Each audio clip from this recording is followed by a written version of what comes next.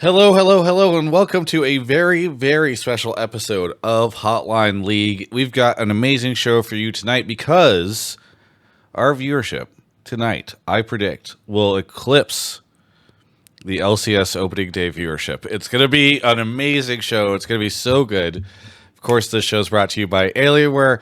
I'm joined by my constant co-host, Mark Zimmerman. How's it going, Mark? It's going great. You're right. Our 600 people are way better than the 65,000 average by the LCS. Still building. Was it 65 over the weekend average? Yeah, let me check again to see if it's updated, but that's what it was last time I looked on esports charts. Hooray. Anyway, so we had an opening week that happened in the LCS, and as the LCS was continuing on, and especially after day one, 67. and especially after day one, I realized that I don't know if I have ever been more wrong on an episode of Hotline League than I was last week. I think. Oh, I guess you had forgotten, Mark, or you weren't realizing. So I think last week I expressed we had a caller that was like a big Team Liquid believer. I was like, nah, they made one change on the coaching side. We don't even know this guy played for or was coaching for them previously. Even who knows if they're gonna? I don't anticipate them becoming way better. So we had a 100T believer, and while 100T only won one game, that one game did seem pretty good. And then we had a Evil Geniuses believer, and they look way better than I was expecting. So I gotta say, I was very, very wrong last week. Mark, what were your takeaways from week one before we get into your updates, your life updates? I mean, it was a bit of a topsy-turvy week one in terms of like who won and who didn't. You know, I don't think people expected IMT and Team Liquid to be top of the standings with FlyQuest, the worst team in the league, Golden Guardians 1 and 2, and like, you know, I think in that sense it was very surprising and fun to see. We'll see how much they hold this way. I think some of the teams I have more confidence in than others who stay where they are at currently. But it's a compressed season, you know, so it's going to be hard to improve. You have less practice days and all that. That was crazy. Yeah, I don't know. Well, I'm going to also ask you the normal question we ask at the start of every episode, which is, what have you been up to lately? What have you been watching? What's been going on? So we binged all of the Ultimatum Queer Love Edition or whatever it was called. That was crazy. That was a really good one. If you want some trashy, so I have not seen it, but reality show. There was one of the people that worked for Red Bull at the LCS many years ago, who I met and followed on Instagram. She is like on that show. Which one was she? She's the blonde person. What is her name again? I forget. Anyway, continue on. Anyways, that show was really good. We finished Succession, so we did a big binge of Succession because we had to get through all of season 4. Absolute perfect finale for me. I loved it. Thought it was great. I don't know what the general consensus was on it, but I thought it was great. Lexi. Oh yeah.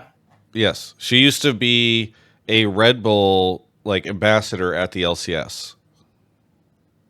Really? Yes. 100%. You can find pictures of her on the Flickr. That's crazy. Yeah. And it's just evidence that everybody who associates with the LCS goes on to become incredibly successful and famous. Yes, sir. Watched The Boogeyman. That was very mid. Very, very, very mid. Not bad, but just like I don't know. I guess that's it. I think that's all I watched. Those 3-ish things. Maybe another movie that I can't remember, but yes, that's what I remember right now. What about you? What you just play Magic all day, every day? Well, if you're permitting me to talk about this, yeah, go for it. Yeah. Yes, I went to Command Fest in Anaheim Friday through Sunday, and we had like 10 or 11 people that went with us. So, like, Mr. Big Nonsense in the chat. He was there on Sunday. We had Sherman was there. We had Damien and Amanda most of the time. I had a bunch of people, and that was just really fun. I met a bunch of people too who watched the show. We did like a draft for my crew plus TGI viewers, and that was neat. We had several people show up and play with us, and it was just a great time. So I won't talk too much about it because I know it offends you and certain people in the chat, but I had a really great time. Nice. Yeah. But Cool. let's talk a little bit about League of Legends esports, because it was opening week, and obviously some of the results were very interesting. FlyQuest being an example of that, and Team Liquid being an example of that. I'm sure we will have people to call in and discuss those interesting results. And of course, over the weekend, or over the week, I already say weekend, we're still saying weekend, there was a decent amount of conversation about viewership, because it was not great. Jat made a tweet that he deleted. Did you see the Jat tweet, or did I send it to you before he deleted it? Oh, I when he asked if you knew it was on? Yes. Yeah, I saw that. Yeah. He deleted it I mean, real quick, I think. But the majority, Jat made a tweet that was like, hey, did you know, at the end of Wednesday, hey, did you know LCS started today? And like the majority of the people who responded to the tweet said they did not, which is not great. Well, I mean, you could see there was a Reddit thread immediately that went up after day one about like opening day viewership, and the number one comment with like when I looked at the time, 3,000 upvotes. It was like some guys like, I'm European, had no fucking clue it was on, man. You know, and given that 3,000 people upvoted that, seems like a pretty safe bet to say a non-negligible portion of the audience had no clue that, like, I don't know why they didn't know, if it was like they didn't know the walkout ended or they just didn't know Wednesdays or what, but like, yeah. Viewership trended up over the weekend. I do think, you know, what you saw the last 2 days were more close to what it's going to be in the future. But now, Mark, do you think, just out of curiosity, that if LCS had started on Saturday and it had taken place after the LEC and LEC had rated it, that more European viewers would know that LCS had started? probably not. Fair point. Their European brains probably couldn't. Oh even boy. process Okay. what All was right. going All right. on, Before and we they would start just- making broad generalizations, let's talk about, I don't know if there's anything else we need to get to before we get into calls. Are there any other big things that I am missing, or that Twitch chat, let us know if there are other big conversations happening? But I think those are probably the big ones. Yeah, in terms of drama, it was a pretty like low event week. I can't really think of any drama other than just like the viewership thing, and then the rest of it was just about the games. Yeah. How did you feel about opening week? I don't know. It was like a mixed bag. Like obviously the viewership thing, like I monitor that pretty closely in general, and so you know I was a bit deflated, but like not. It was lower than I would have guessed, so I was like, you know, a little upset about that. But then you know when we saw it bounce back a little bit, that was closer to what I was expecting. And summer usually trends up during playoffs as you get into like, because it's top 8 and you're really just kind of watching to see who goes to Worlds. Playoffs usually is when your peak view. I mean, generally peak viewership is whatever your finals is going to be anyways. But like in summer in particular, it feels like there's a lot. I remember last summer, excuse me, when there was like the whole LCS is dying memes and like Mr. Beast wasn't allowed to play with Bjergsen or whatever that was, you know, and Double was popping off about it. I remember viewership got down to around like 60,000 concurrents in like week 3 or 4, whatever that was. And then it bounced back from there all the way up to like 125. I think it ended on basically for average viewership. So, you know, I don't know. It's a little sad where we're at right now. It's going to go up and down and fluctuate and probably down a little bit before playoffs and then trend back up and whatever. Yeah. Yeah. Well, it's definitely been interesting. I think opening week for me, I messaged you, I think, about this on halfway through Wednesday, where I was just like, man, it does not feel like an opening day. Like it did not feel bad by any means. Like I'm not shitting on the broadcast. I'm not shitting on anything, but it was just a situation where like the energy level and sort of the vibes for the day felt as if we were like in week 4 rather than week 1, which I think was a bit of a bummer. I will admit that I was not there on Friday. So what was the vibe like? I mean, I know that was kind of the day that they had the party afterwards and all that stuff. What were you doing on Friday? We discussed earlier what I was doing on Friday, but Travis Gafford not doing his job. Dude, people legitimately think instead of his playing his games. So because I've been doing those activations with Wizards for Magic and sort of promoting like the Lord of the Rings stuff, people in the replies or on Twitter or stuff like that or Twitch chat are like, "Well, good to see Travis planning his exit strategy. Good to see him with his backup plan." I'm like, guys, Magic is not. I spend money in Magic. I don't make money in Magic, really. So that's not really this is not an exit strategy. It is a fun thing to do on the side. It distracts me whenever there's a lot of doom and gloom, but that is not what's going on. But I asked you a question though. What was do you feel like Friday was like the real opening day type vibe? Yeah, it was definitely the real opening day. I think with what happened with the walkout, I can say internally we had concerns about going all super happy fun times on Wednesday and not giving like the walkout ending its like moment in us. You know what I mean? Yeah, like it's falling action. Yeah, it's like it's hard to come out there and be like, "Hey guys, welcome back to the LCS. Nothing happened in the last 2 weeks. Don't worry about it." So like we intentionally did not have like a lot of our most fun segments planned there just to like, well, like we don't know what players are going to say, so we made sure we had a lot of interviews open. I think we did 5 interviews that day to like be like, "Hey guys, what do you like?" You know, see what the players were going to say. We didn't know what the players were going to say. So I think. I mean, they said nothing, right? No one really said anything. Yeah. But like, I think we were just like, all right, let's take a beat. Let's make Wednesday relatively normal.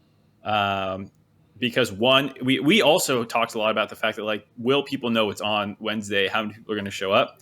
And there was like hey, let's not blow our load on this like first opening day where we don't know what viewership's going to be like because of it's like a new time. We just came back and all this stuff. So there was a bit of calculation there, and maybe that contributed it to feeling a little low energy, and you get like a little chicken or eggy. But I think it was the right call, given like one, you want to respect the walkout and not just pretend like absolutely nothing happened, and two, again, letting fans have time to figure out that the LCS is back on and having our most fun stuff for Friday was like, that was pretty intentional. Yeah. Yeah. You never want to blow your load early, Mark. That's a great point. I'm glad you phrased it that way. All right. Well, it's clarity of thought and word. Is it time to hop into calls? Probably is. I don't know. You got anything else you want to say? No, I think we have a pretty open night. Okay. Well, let's just do it. Let's head off into it. Yeah, let's just do it. We're doing it. Off Marcos. Shout out to Oh My God, Joseph Joestar, Zazeshi, Plutonic Poltergeist, 504 Caesar, the Robot Ocelot, Numi Goes Rars, not sure who that is, but for a full year. Thank you. Hello, caller. What is your name and where are you calling from? Hi, this is Wafflefoot, and I'm calling from Dallas, Texas. Dallas, Texas. I was just out there for a Magic the Gathering event. What do you want to talk about on the show? Yeah, so I called in at the end of Spring Split just a few weeks ago and made the claim that even if Team Liquid didn't make playoffs, they should not make roster changes, specifically roster changes, not coaching staff, etc., because it would be a disservice to that team and the players they'd pulled together after seeing the potential they could have and not being able to reach it. And I think that this past week, they debuting, getting the largest goal difference at 14 minutes in the history of the LCS, did at least a little bit to vindicate that claim, which at the time, both of you disagreed with me for. And I don't remember disagreeing with that at all. I'm sure Mark and I Travis completely agreed. I remember Travis disagreeing. I thought I was more in the middle ground.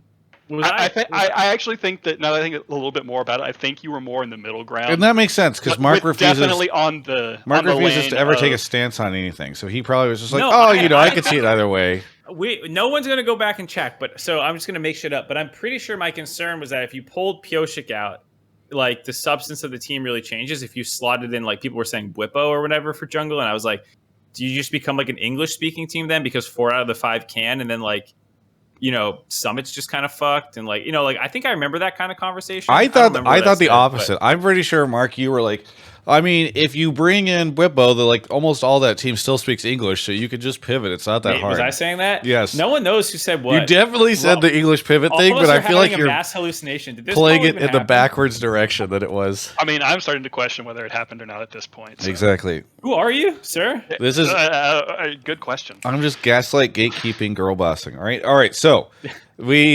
I think this is fair, Wafflefoot, but I also think it's only been 3 games. Okay. It has. It absolutely has only been 3 games, and as someone who's been a Team Liquid fan for a very long time, this is exactly how summer started last year, with us coming in and dominating the first week, and then being very shaky for the entire rest of the split. So I can't say firmly that we're gonna go win the split right now, because I still have those thoughts lingering in the back of my mind. But what I can say is that the moments where Liquid was put back on the back foot, one of the moments that I think about is in the game against 100 Thieves, when they're pushing in the top lane to kind of close out the game. Doublelift fires back, they get a kill onto Yon and push them out of the top lane, and then create this long chase. That's a moment where Team Liquid in Spring would have fallen down. They would have lost like a bear, and they would have given up a bunch of kills because they're trying to chase people in one at a time. But they actually set up a really good pincer move. They actually are all operating kind of on the same wavelength.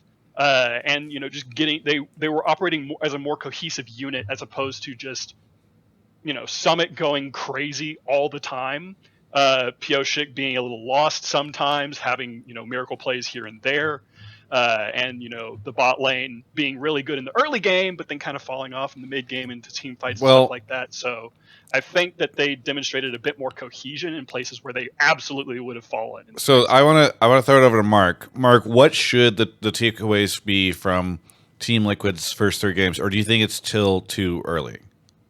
No, I don't think it's too early. I put them 6th. I feel like they're going to be top half of the league most likely. I mean, that's not a big. You bump them up 1. Well, right. So I think it's better than it was. It was probably the right call. I think depending on how bad FlyQuest really is, like the Worlds race is kind of open, because I think C9's going for sure, right? And Golden Guardians is in contention, but I don't think that they are so good that there's no world where an EG and Team Liquid, who are playing super well, I don't know, 100 Thieves, pick whoever you want, I don't think that their spot is as guaranteed as C9. So right now there's 2 spots open, and no one even knows yet how many horse race. So realistically, Team Liquid does have a shot right now. I can't say they don't. What concerns me? We should say it's 2.5 spots, by the way. Can we start calling the 4th spot a half spot? I guess. Yeah, I mean, sure. 2.5 spots, right? Top 4 all get to do something after the season ends. Right. Maybe it's Worlds. Maybe it's just bringing shame to your family after losing EG. I was going to say, yeah, the 4th spot is just the, you better not fuck this up for us, otherwise we're going to hear from it. Anyway, yeah, continue. No one expects anything out of you if you go to Worlds, but the only, it's all downside. You go to Worlds and don't do well, no one cares. But if you lose that match, everyone fucking hates you. Yeah, exactly. Okay. Anyway, sorry, continue. I was just gonna say, I agree with pretty much what the caller said there. I think Summit looked the most improved, and he was also probably the most inconsistent from last split. The rookies would make big mistakes in late game situations, fair enough, but it wasn't they were just absolutely boneheaded. It was they're rookies. This happens, you don't flash a spell you should have flashed, or you don't see how a fight's going to evolve, and you end up in the wrong spot. Whatever. Pioshik had some bad plays, but that's kind of Pioshik was always a little inconsistent. Summit goes from MVP to dog water, and he was rolling a lot of dog water stuff. This weekend, I don't think he had a harebrained play, really. I can't really remember a time where Summit was just TPing in the middle of 4 or totally disconnected. I think the closest thing would be some of the TSM game. Looked a lot like their spring split self, and even though they won that game, I was oh no, it's just spring split Team Liquid, whatever. And then they won their next 2 games, and to the caller's point, they were relatively clean. There were little things that they could have cleaned up. So I do feel better about them. I will still say that opening day strength, you have to wonder about how strong it is. Yes, they are 3-0 now, but they haven't played a lot of the teams that you would have considered top teams coming in, depending on your definition of what 100 Thieves is, but they're the only one. Yeah. TSM and Immortals, even though Immortals was 2-0 heading into the day, like I'm not convinced that when everything is all shaken out and everyone goes through the first round robin, Immortals will have a winning record. So like I don't think they had a very strong strength schedule is all I'm saying for Team Liquid. And like the push comes to shove a lot more. Week 3, actually. I was just looking at week 2, and it's actually NRG and Dig and then EG. They could realistically be 5-0 heading into that EG game. And then they play FlyQuest C9 and GG to round out week 3. So week 3 would have been, I mean, depending again how good FlyQuest is. But yeah, I mean, like there's a really strong start. They can pretty easily end round robin 1 with the winning record from here. But they didn't really have a hard. I don't think they had a super hard strength of schedule yet. Caller, question for you: what do you attribute the success? Like, what do you contribute their seeming uptick in skill? Even if it is a bit of a mirage, like Mark is suggesting, maybe it's not as dominant as it seems after the first week.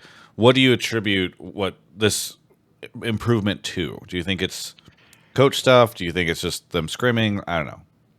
It's hard to pinpoint, kind of like what Mark said. But the only thing that realistically changed is that Rainover came in. Technically, Dodo came back to coaching as well, from what I understand, or taking a more direct influence with coaching the team, either as an assistant coach or something along those lines. So I think Dodo coming back in helped a little bit. What it really seemed to me like in their games is they were just communicating better. And that communication, along with Summit not inting away first blood and third blood and every 3 kills in the early game to kind of throw things in a loop. I think that really kind of snowballed into getting them to where they were able to capitalize on their gains in the first week, but it's hard to say off of just 3 games. Yeah, I mean, I think they're all playing better. I think Summit in particular had the biggest turnaround. And then they always had strong early games, and it felt like they were just even a little bit better here, and then they didn't have the throws. But on the coaching point, addition by subtraction, baby.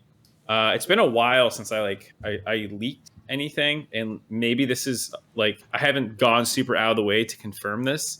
But I kept saying, like little things like, oh, I heard Marvin's like first time coach, not making great decisions. I heard that he had a tendency to do like I could do this better than you, and then like proceed to actually try to do it better than them, and like would play a scrim. Wait, really? Like he just subbed himself in? He would just sub himself in. I heard that. I could be wrong. I'm not going to say this with like pure vindication. It's not like I went around sourcing it. I'm not a reporter. I'm a little drama mongerer. But I heard that. And that just does not sound very good for a coach to do. That doesn't if really. You're Nuke Duck, then maybe, but. Yeah, right. But to be fair, Nuke Duck did it when required. As far as I'm aware, he wasn't like, "What the fuck are you doing?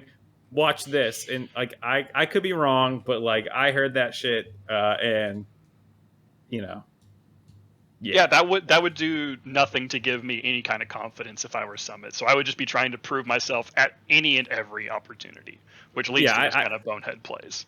Yeah, I don't know.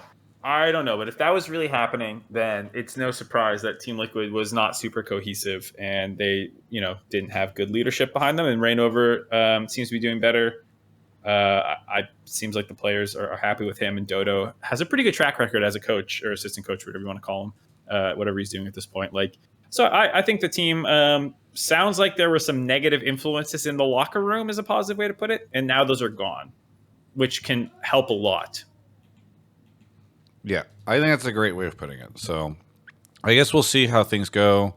I am curious to see if this ends up being a mirage, because, I mean, we always have overreactions to the first week, and I think it'll be funny if that continues on. But I don't know. Regardless, thank you so much, Wafflefoot, for the call. Anything you want to shout out? Yeah, as always, shout out to Alienware, your forever sponsor. Glad they can help keep the lights on over there. Shout out to both of y'all. Continue loving the content, and looking forward to more MTGI going forward in the future. So have a good one, guys. Thank you so much for the call, and we'll catch you next time. All right. Wait, did he say MTGI? Like Yeah, Magic Gathering Travis Industries. Magic the Gathering, and that's actually kind of cool. Anyway, sorry. No, it's super lame actually. Magic Travis Gafford Industries. All right. Off Mark goes. Thank you to, let's see, Snake ED, So Many Things, YGP, Photo LOL, Shadow Spectre, Mr. Big Nonsense for the 10 months, Mesh Beard, and Penguin Buddy. Thank you all for the subs. Really appreciate it. Mark is off grabbing the next caller. He'll be back here in a second. I'm very curious to see if we hear anything else about that stuff from Mark. We got Megan here. Megan, where are you calling from? Hi, I'm calling from New Hampshire. Nice. What do you want to talk about on the show? So I think that Fly is 0-3 because they don't have their Winsome buff, and Vulcan was all up in arms trying to defend his buddy, his soccer buddy, supposedly, but look at he hopped right in there without any regrets. So Winsome is still stuck in NACL. So do you think that, I mean, because your argument somewhat implies Winsome is better as a player than Vulcan? Actually, I don't believe that. I have a feeling that it's more like the team works better together with Winsome, but Vulcan on his own is like a better support. Gotcha. Okay, so it's like the synergy is the issue. It's not necessarily the support player. It's like you like peanut butter, Yeah. but you don't want it on a hamburger, Travis. You know what I mean? I mean, I think there are some hamburgers that have peanut butter on it, Mark. No, but like, okay, mayo and hamburger. Look at this. You can eat a spoonful of peanut butter and like not hate your life. You can't do that with mayo. Unless But you're shocked. Mayo makes a lot of true. Unless you're shocks, some people can do it, but the vast majority no. But mayo is a very easy to work with ingredient. Yeah. It's just like you can do a lot with it. So Winsome is mayo? Winsome is mayo. Peanut butter is Vulcan. Okay. Gotcha. Fascinating. All right. So anyway, so this is your expectation, Megan. Is there any sort of anything that you've seen in game or with the team that makes you feel like this? Like, do you feel like FlyQuest is less coordinated with Vulcan? Do you think Winsome was just making plays that really encouraged stuff out of Prince that Vulcan can't?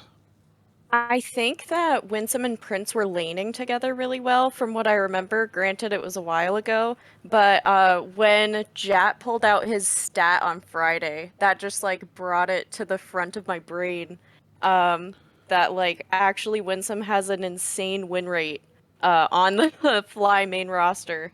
And also Ayla retweeted Vulcan's tweet on, let's see, the 15th, where Vulcan tweeted, "Bring Winsome back," and Ayla we retweeted it just saying "Keklo." I missed that retweet. Did you see that, Mark? You didn't see that? No. Oh, that was. Dude, we are. I just love the drama. I love it. I live for it. Thursday is going to be amazing when Ayla and Winsome, or Ayla and Vulcan play again, and because FlyQuest is playing C9 on Wednesday, so they're very likely 0-4 heading into this like game 5 match on Thursday. If everyone can circle Thursday at, I don't know, 7 p.m. West Coast time, you're going to want to be there. 6 o'clock, I can't do math. 6 o'clock, 9 o'clock Eastern, you have to watch Ayla versus Vulcan again. Are you guys going to hype it up a ton on the broadcast? We plan to. Make it a grudge match? I said we should get... I was pitching today that we get them both on stick mics to stand in front of their teams before the game and talk shit. But, apparently, God. No. The WWE thing died also because it would be cringe. Yeah. But I think the reason it would be cringe is because they seem to legitimately dislike each other. Like, it's actually not cringe if it's a fake beef, but if it's a real beef, they just are like, I don't know. I think we're going to be fine. I don't think that they have the panache to bring it together. No, I mean, being an actual WWE like person to talk shit on a microphone is a skill that a lot of people don't have, let alone pros.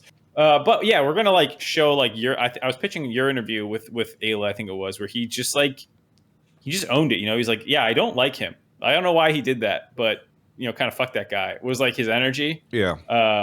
There was a Reddit comment I brought it up before, but like it's the perfect encapsulation of this. Where like Ayla is straight up about the fact that it bugs him and he doesn't like Vulcan. And it feels like Vulcan is trying to be too cool for it, and be like, it doesn't bother me. Like, like he tries to like play it off as just tongue in cheek or something, but like clearly it bugs both of them. So I don't know. I think it's going to be great. I think so too. I'm excited about this. All right, so let's get back to Megan's take, which is that Winsome actually is the best support for this FlyQuest roster, and FlyQuest keeps trying to shove in other supports instead. Oh, well, I gotta say, Prince and Vulcan were not it for me so far. Game 1 against Double Lift, they just got slapped around. They kept taking trades and then just like losing them. And like, I don't know, maybe they don't know the matchups like Lucian Melio versus I think it was Yumi Aphelios. It's like kind of a new one, but it's been around in solo queue for a while now. Like Melio Lucian was like the first pairing that people found, so it shouldn't be like that new. And they just like they would take 2v2s and kind of lose them, and then they got slammed later. I was not super impressed by them, but to be fair, I wasn't really super impressed by anyone. And like I don't know how Vulcan or how Winsome would have made Spica flash when Someday invaded him on Gromp. Like, I don't know how Winsome would have mind-controlled Spica on the other side of the map to, like, just flash away from the Gromp instead of just dying for no reason to Someday. Like, if people remember that play. Like, yeah, so, like, I don't disagree that, like, Winsome seems permanently slept on where teams do well with him and then they sub him out. I never, to be clear, I don't know if you have, but I have never heard anything negative about him as a team. You know, like sometimes, the community will be like, man, what is up with this player who seems like all the teams refuse to play with him? And like behind the scenes, you hear from people that are like, hey, don't tell anyone. Like, this is off the record. You can't do anything with this, but this player is just an asshole or something like that. And, or it does come out. And then the community just ignores it because they're like, but he's good. But like with Winsome, he just seems like a really nice, chill dude. So I don't know. Yeah. And with the C9 one, I legitimately didn't think he was great in lane with Berserker. And it felt like they kind of just survived lane. I thought him and Prince were like decent. Like not like the best bot lane in the LCS, but like pretty good. And then they, I don't know. I do agree it feels bad that he didn't get a shot. I can't say if I'm Papa Smithy, and Vulcan becomes available because EG just kabooms itself, that you're not like, well, yeah, I'm going to pick up the best support in the league, probably on the cheap. Like it's hard not to make that move. So I think that's fair. I don't blame it for happening. I think I mentioned it like very slightly in my power rankings. Like this team had a lot of problems that were not related to the support position with regards to like having weak early games and like Vikla was inconsistent and like, that's like we basically just saw the worst version of FlyQuest from last split, and like I don't think Vulcan would have solved those problems anyways. I just didn't think that they would be this bad, which is the scary thing. Yeah, I think it's fair. Yeah, because they're individually playing terrible, pretty much all of them, except maybe Impact. Yeah. Hey, thanks so much, Megan, for the call. Anything you want to shout out? Yeah, I've got 3 shout outs. So shout out to Alienware for feeding Travis Pop-Tarts. Shout out to MasterCard for floating the LCS through these trying times. And shout out to Subway with their new, 100 Thieves branding. Yeah. It's kind of hilarious, and I live for it. Very good. Thank you for supporting TGI and league sponsors. Really, it was very nice of you. Thanks so much. We'll catch you next time. Thank you. Bye. Yeah. All right. I think we can do another call before we hop into a sponsor break. Off Mark goes to grab the next caller. Thank you to Meshbeard, Penguin Buddy, and John James Games. Just a mention. I'm trying to do a better job of promoting the Twitch Prime stuff or the Prime subs on the channel, just because that kind of support, that direct support, is really helpful during esports winter. You can hover, if you're watching live, you can hover over the screen and click the purple crown. It'll tell you if you have a sub available. And if you aren't watching live, you can always just come over. Maybe you're a type of person who never uses Twitch but does have a Prime sub available because you have Amazon Prime. Just drop. I notice whenever people just randomly drop it in the middle of the day, and I always really appreciate that. So thank you to everybody. Turn her volume up, so just do it yourself. I'm going to crank her volume, you're saying? Yeah, you should crank her volume. Hello, River. Welcome to the show. I have you up to 200%. We'll see Okay. how well this works. But do you want to tell everybody where you're calling from? I'm from Chicago. Chicago. And for those who are not aware, what is your history in the League of Legends esports space? Yeah, so I didn't actually found Leaguepedia, but I'm like probably the person that you know as like you probably think I founded Leaguepedia because I ran it for so long. And I do have you at 200%, but you are a little quiet, and I can't go above 200. So if you can get any closer to your mic, or maybe if there's anything you can do that you can boost, that would be great. Is it Okay. fair to say that you're basically the Jimmy Wales of Leaguepedia? Well, again, I didn't actually found it, but if you like see a feature on Leaguepedia and you think, hey, that's a really cool feature, I wonder who made it, then the answer is me. I have no idea who Jimmy Wales is, Mark. He's the founder of Wikipedia. Ah, I see. Oh, the one that's always popping up and asking for money. Okay, that makes sense. Yeah, I think River is nothing like that. All right. Anyway, That's true. I did not get paid very well for making everything that Wikipedia has. very good. What do you what do you want to talk about on the show? Wait, is my volume better now? I raised it up. Yeah, that is actually better. I think that's good. Okay. Okay, so what I want to talk about today is the Reddit protests that have been going on for the past few weeks and why everyone here should care about them, even if you don't personally use Reddit or personally use the third-party apps that the Reddit protests are about. They're relevant to everyone who's listening to this call because you care a lot about League of Legends news, and Riot irresponsibly killed their own self-hosted third-party forums several years ago. And I really emphasize irresponsibly because what that did was to put the burden of communication, or I guess not the burden, but the responsibility of communication about League of Legends entirely on third parties, which are not really feeling that burden of responsibility. They're in it for profit. And those, of course, are Twitter and Reddit, and both of them are not really doing so well right now. First, the reason why it's relevant to you, and I have a whole presentation here, so if you want to interrupt me, We could do the cadets. We do have to do an ad in the next 15 minutes, so maybe we could do the more condensed Welcome version. to our TED Talk, Travis. You just got boomed. You had no idea you were signing up. River's for this. taking over Hotline League for the rest of the episode. Yeah, I mean it's only 7 bullet points, so it shouldn't take too long. Maybe you use Reddit yourself, but even if you don't, you get League of Legends news from people who do, without question. Even earlier in this episode, Mark brought up a Reddit thread, and that is valuable. Reddit is a link aggregator. It's an League of Legends news aggregator, but Reddit literally does not give a shit about that. And the people who are doing a lot of this link aggregation are using third-party apps to do so. And the API that's giving the ability for these third-party apps to run is going to be disabled, basically. And it's not going to be disabled, but it's going to be made impossible for the third-party apps to run because Reddit is introducing absolutely outrageous API pricing. It's outrageous and unreasonable compared to Reddit's profit per user, and it's outrageous and unreasonable compared to industry standard for API pricing, for example, compared to Imager's API. This is going to hurt every single mod who needs to do moderation through third-party apps, and it's going to, in particular, hurt the blind community. Because Reddit's own app is completely inaccessible to blind users.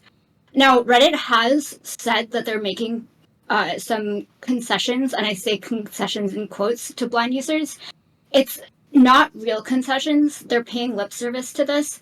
They're saying that accessibility-focused apps are not going to be affected, but accessibility focus is not an industry term, so this means really nothing at all.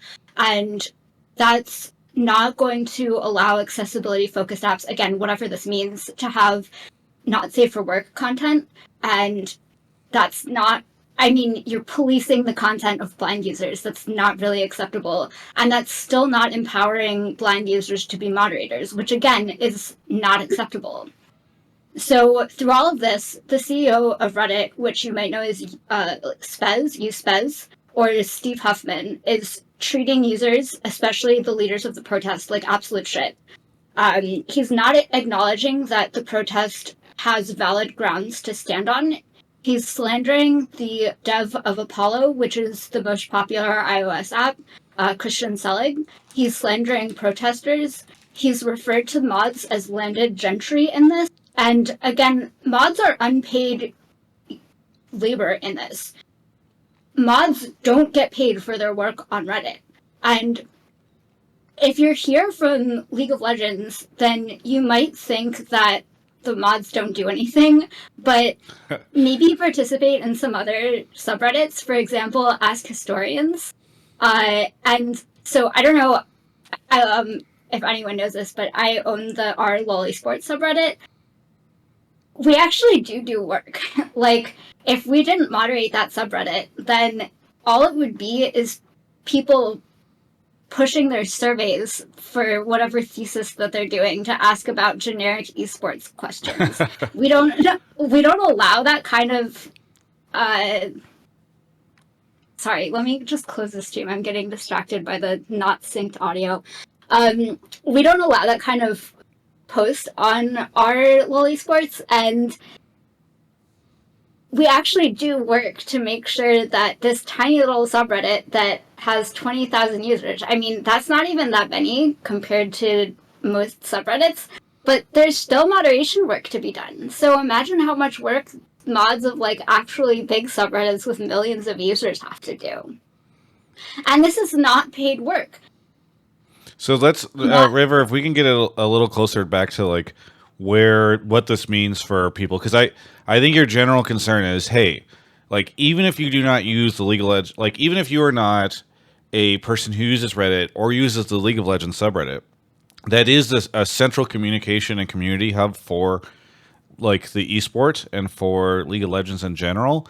And so if Reddit is in itself in pretty big trouble and they're making really stupid decisions and all that stuff, that is something that is relevant to the Western League of Legends community, which I think is one of the reasons why we thought it made sense for you to come on the show. I think perhaps you can get a little more honed in on what sort of the ramifications are for all this and what you would like the users or the people that are listening to do, or what do you think the stance should be? Yeah, okay. So the ramifications are going to be that the quality of content on our League of Legends is going to get really bad. And that's because anyone who uses a third-party app is going to be not using Reddit starting July 1st. Or they're going to be forced to use the official app, which is a lot worse than the third-party apps. And additionally, blind users are going to be excluded from Reddit pretty much completely. So I know it's probably hard to follow League of Legends if you're a blind user, but there's still a lot to be had just in terms of enjoying the community. And it's like we have to stand up for disabled users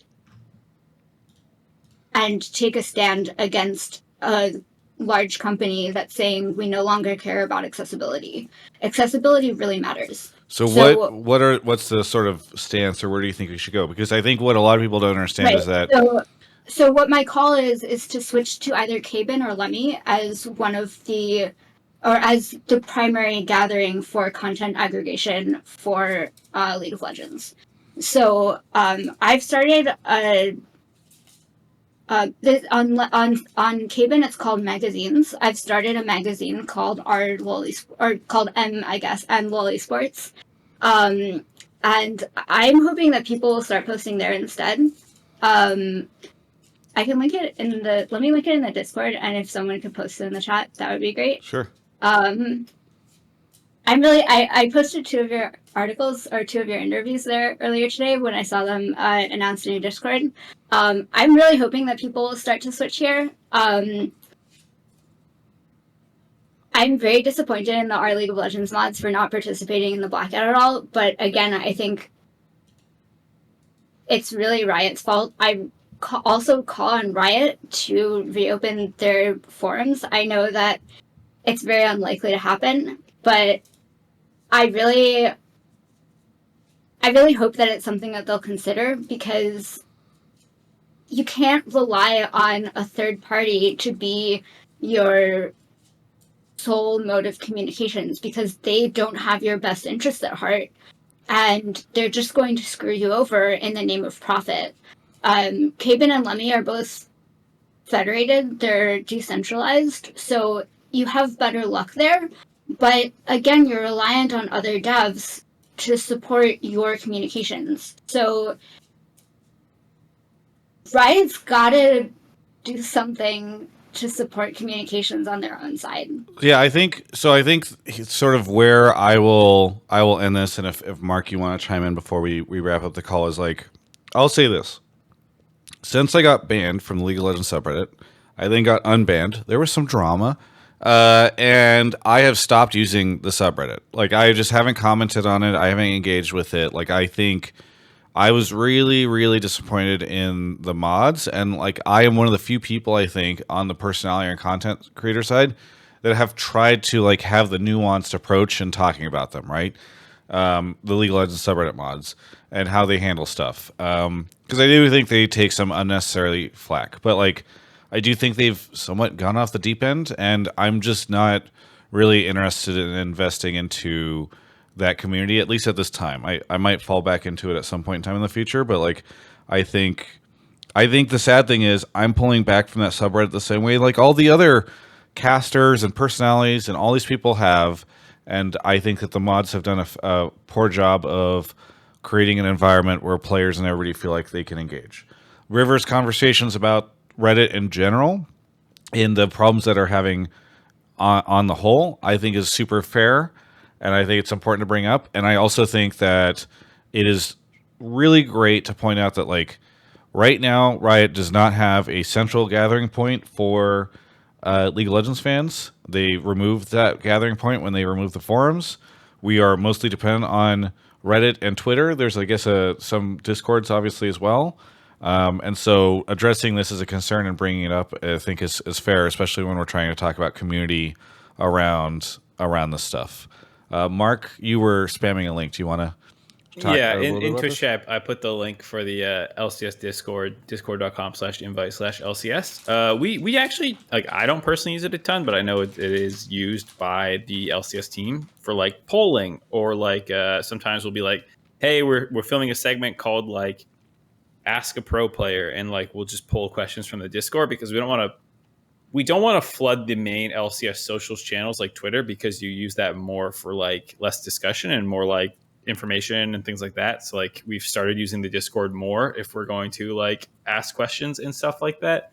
And you know, it's probably a good place to join up to have LCS specific conversations and things like that for fans to meet and you know, have more of a community hopefully feel than Reddit, which used to have more of that community feel, which is Travis kind of like talking about going away. Yeah, I mean, I'm not going to pretend I'm super educated on the entire topic. I've been following it loosely, and like how everyone suddenly after Elon Musk talked about it being like, hey, API should be this way, then a bunch of people were like, yeah, it seems like, and a bunch of people, I forget the term for it, the technical business term for like when you don't give a fuck about profitability and you just want to scale. And so you just do a bunch of like unsustainable business practices until you hit some critical point where you're like, all right, time to make money. And then you do a bunch of things that piss off your user base because you basically got them addicted to this like unsustainable model, which had like no ads and stuff like that. No, it's not loss leader. There's another term for it. I can't remember what it is. But yeah, like a bunch of like Twitch had the same problem. Twitter, Reddit, like a bunch of these things, basically in like the mid to late 2000s, all developed this kind of like business strategy around tech. Yeah, kind of what Facebook did. Like all of them were just like, we don't care about turning profits. Let's just make this thing like be insane. Yeah, blitz scaling. I think blitz scaling is what it's called. Anyways, point is, like, this is like happening all over the place, and Reddit is definitely the way that it's going about trying to find that profitability. Not good. And I know a lot of people feel like, hey, I don't like Reddit mods, not even just League of Legends mods. Like, I know a lot of people just in general think Reddit mods are like power tripping, because it's like, why would you do this work for free? Ignoring the passion angle. Like, a lot of people have this kind of opinion, which like makes them kind of side with like the Reddit CEO guy, just because they also sometimes don't like Reddit mods. So it's a really sticky situation. I just think it's nice for River to highlight ways in which it can impact you, even if you're like somewhat detached from the overall situation. Yeah, I think this call echoes is somewhat a metaphor for kind of what River's role has been in the League of Legends community for a long time, which is caring about the things that people don't really think about or care about in general. Because people don't want to think about like the maintenance of a wiki and how information can be found. They just want to Google something and find it.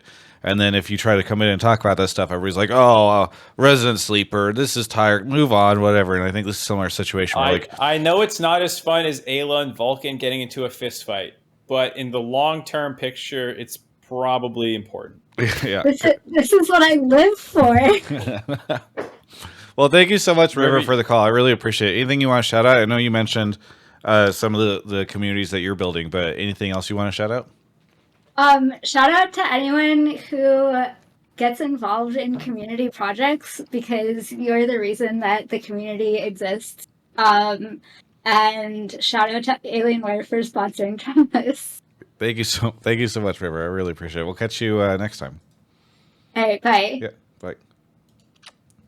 All right, awesome. Thank you. We are going to take, speaking of Alienware, we're going to take a quick break and talk about Alienware. And one of the cool things is, I have, obviously I've been promoting certain products lately, but I have some interesting news to share about an upcoming opportunity that is occurring. So from June 29th to July 20th, and they do this every year, they do something called Black Friday in July. And this is a really cool thing where, because oftentimes I think folks are like, okay, well, do I want to wait all the way to November if I really want to get a great deal or something like that? That's why they do Black Friday in July. Again, June 29th to July 20th. There are up to $800 off on select Alienware products. So you could save up to $800 on an Alienware computer. That is coming up soon. And so please go check that out. It's a great moment to buy new, reliable tech. And again, like it's not too far. It's the 19th, so we're in about 10 days or so. We're going to be hitting that. So if you've been thinking lately about picking up a new monitor, a new notebook, like perhaps the M18, if you are thinking about accessories or notebooks, desktops, et cetera, I think, be sure to keep an eye out. June 29th. I'll remind everybody again next week. Black Friday in July. There's some really great stuff going on there. Thank you so much to Alienware for sponsoring the show. I know a lot of people like to, you want to get their products.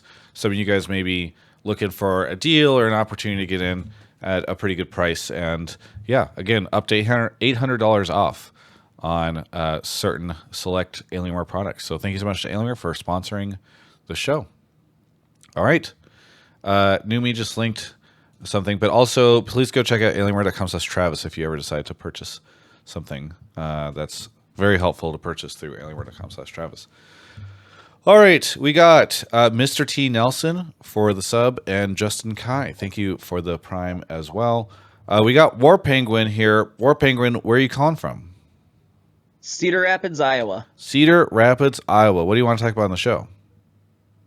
I think that TSM shouldn't start Ruby, and Insanity looks by far to be the best player on their team. God, it's really okay. I'm gonna be just candid about this. I have such a hard time getting my brain to lock in on TSM because when an org tells me or says to everybody that they're already on their way out, like I'm trying to care more about the players, and I think the Insanity stuff is actually really interesting. I know we're gonna talk about it, but it's funny because you're like TSM should do this, and my brain just like it like vibrates for a second as I'm trying to like remember or like let this team phase back into my brain because I'm so checked out on them. Fair Jeez. enough. They're pretty boring. Trauma. God, get over it. It's not that bad.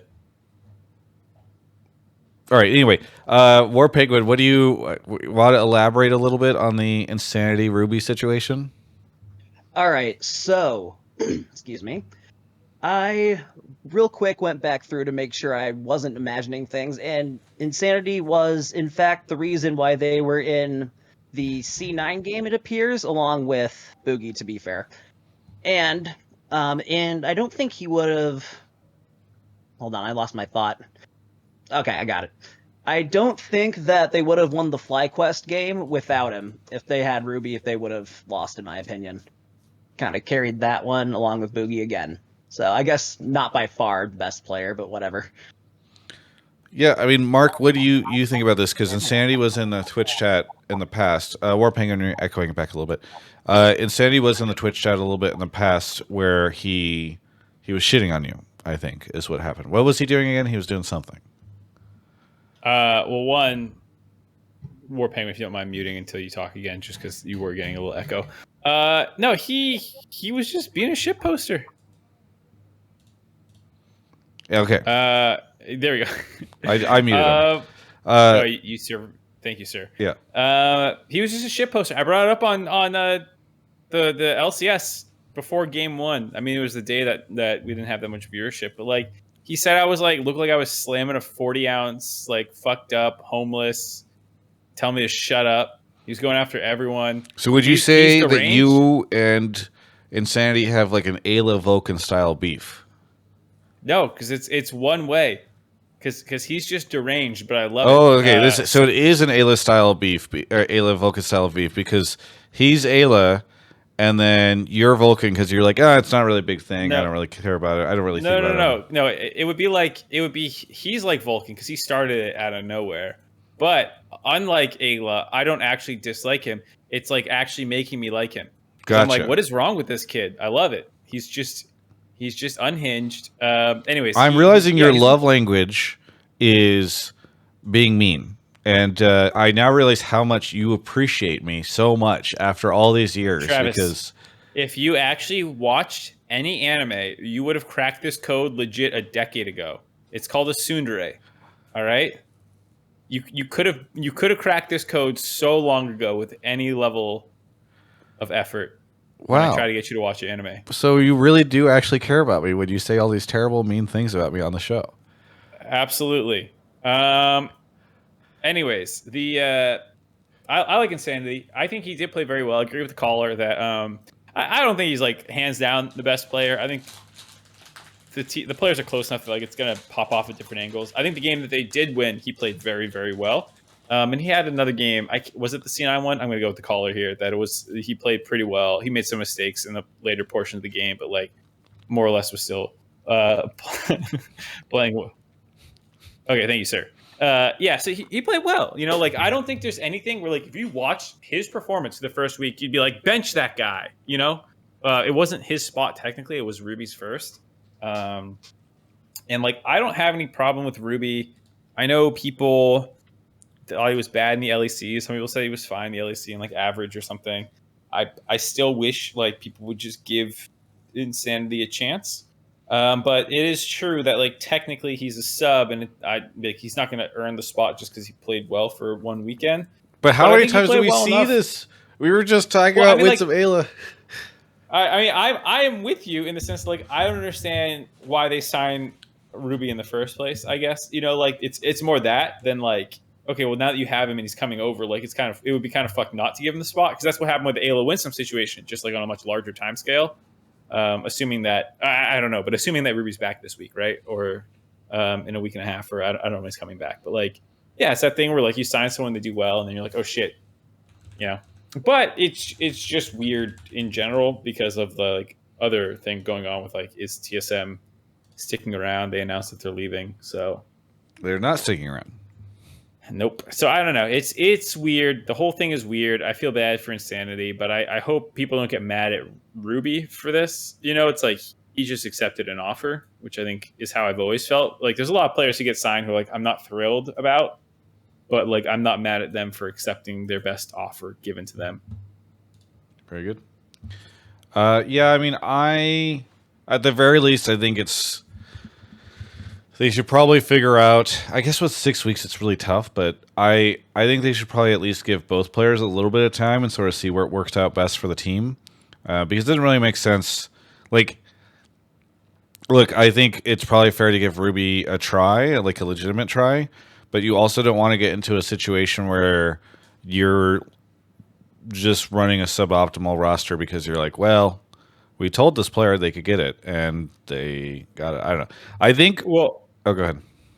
I was gonna say you might know this better than me, as Mister trying to battle TSM on contracts and what they all say. I have the contract database open right now, so I was gonna say, could it be that like Insanity's on like a week for week contract with some like termination clause that makes it easy to drop his salary, whereas like Ruby was signed for X amount of time, and therefore even if Insanity's playing well, you would then be paying for two mid laners, where then you can just slot Ruby in and drop Insanity, and then your costs go down. You know, like, do you think that's some of the reasoning more so than like play on the Rift? So Ruby is signed through 2024. They have both Boogie and Ruby signed through 2024. Insanity is signed until, and I never saw this, and now I don't think this was ever a thing until this year, where I now see a lot of, well, like the contract database used to just show a date. Now, I've seen on TSM, it says upon TSM summer LCS elimination for Insanity. And then Immortals has multiple people who expire, including Solo, upon IMT summer LCS elimination. Oh my God, these teams are going to sprint it on stage on purpose to drop the contracts? I just think that's what's going to happen. But I do think it's interesting. And the other thing that I find fascinating is that TSM is signing players through 2024. There is a rumor going around that TSM might have found a partner. So I'm looking into it. But I'm wondering if the partner will want to continue with some of these players. Maybe that's why you signed them for a couple years. I don't know. But yeah, I am fascinated to see how things develop there. But I mean, the big thing for me is